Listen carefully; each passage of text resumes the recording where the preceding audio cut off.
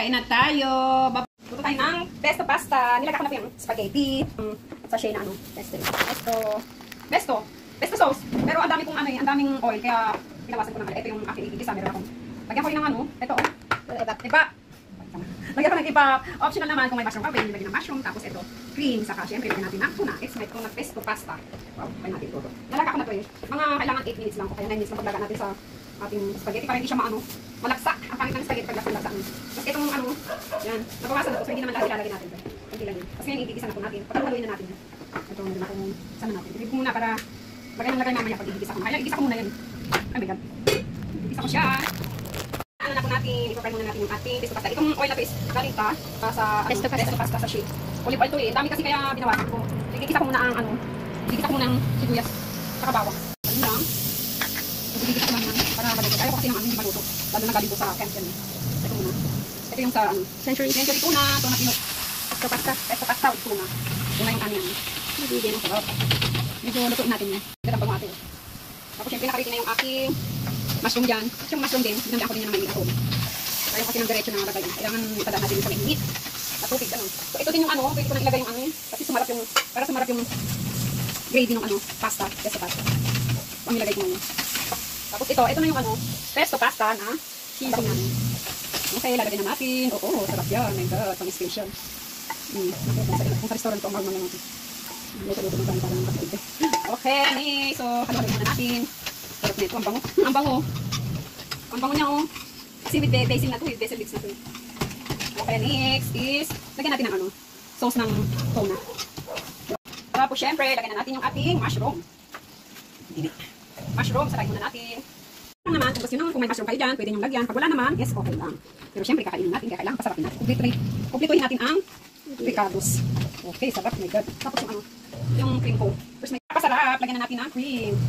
Parang sakto na yata ito sa 800 grams na spaghetti. Ayun. Wow, sarap na. Carbonara.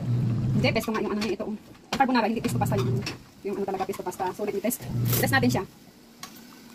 Wow, sarap na, my God. Ang bango pa. Sarap naman, pwede natin ilagay ito lahat. Okay. Tapos, add konting sugar. Okay lang naman. Ganun ako pag nagluluto. Konting sugar, pampabalansin ng ano. Pampabalansin ng lasa. Konting sugar, konting. Ito na, ang ating pesto pasta. Idagdag na lang natin to. Diba ako lang kami sana mahilig sa mga maraming sauce ng mga batay. Yan. Okay. Okay na talaga. As in, okay na. Ito na yung gravy natin. Para malapot na malapot, siguro, keso na lang. Gritan natin siya ng keso para ano. So, sarap nito. Ang bango. Ang bango kasi ano. Yung pesto pasta na yan. Kasama na yung ano, leaves na ano, basil. Ang sarap pati. My God. Mahangarap naman ito si Diyos. Yung aking bata dyan. Bagong ano, punot ng hipin. Kaya kailangan malambot kakainin. Okay, tapos na ang ating sauce. Support na lang natin ang gravy. Napakabango to. Ayan, ready na po. Lalagyan na natin. Ito na ang aking tuna pesto pasta. Oh my God, ang sarap. Ang bango ating.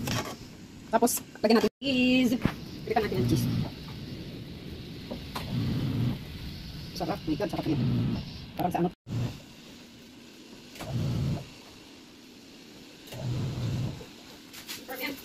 Wow, parang ano to, special from the restaurant.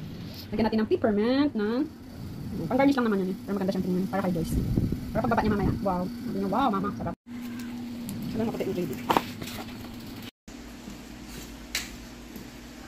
Sarap talaga. Sarap oh. Parang ganito lang ka amount sa ano. Tapos sobrang mahal na. 200 plus na. O ito. Sarap naman. Kompleto pa. Sarap ate. Sarap. Sarap ate, sarap. So, dagdagan natin ng keso pa. Tayo. Ito na po ang aking pesto pasta with tuna. Pesto pasta with tuna. With mushroom. May mushroom pa yan. Kaya kakain na tayo.